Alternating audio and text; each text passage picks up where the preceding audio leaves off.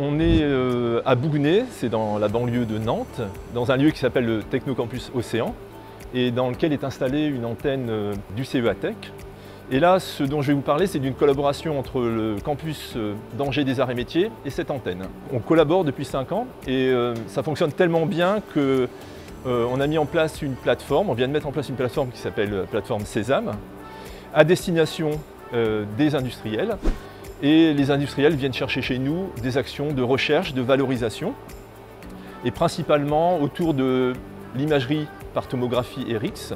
Et on a aussi des moyens de caractérisation mécanique, mais aussi environnementale. Ce que viennent faire les industriels ici, eh bien, ils viennent qualifier leur procédé de fabrication.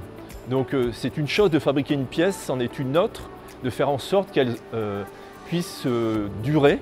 Et c'est typiquement ce que nos partenaires industriels viennent rechercher. Donc on peut travailler par exemple sur des composants aéronautiques fabriqués par fabrication additive ou sur d'autres composants, notamment ferroviaires, obtenus par des procédés de fabrication plus classiques.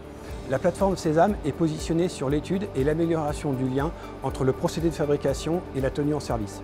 Cette tenue en service peut être faite en environnement normal, mais également dans des environnements sévères, comme par exemple l'environnement marin.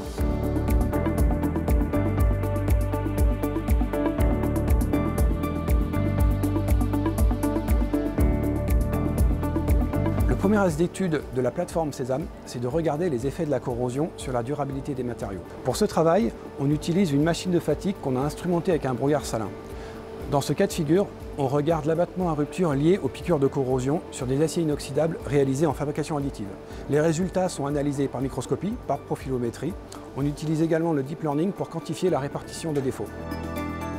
Le deuxième projet vise à être capable d'observer la propagation d'un front de fission dans un matériau pendant un essai de fatigue par imagerie AX. Pour ce faire, on a installé un deuxième banc de fatigue dans l'enceinte blindée d'imagerie AX pour faire ce travail. L'idée, c'est d'être capable de modéliser et ensuite de prédire la durabilité des matériaux. Au final, ces deux projets communs entre les arts et métiers et le CEATech ont pour objectif d'améliorer la résistance des matériaux vis-à-vis de leur sollicitation et d'apporter des pistes de réflexion pour le dimensionnement des structures.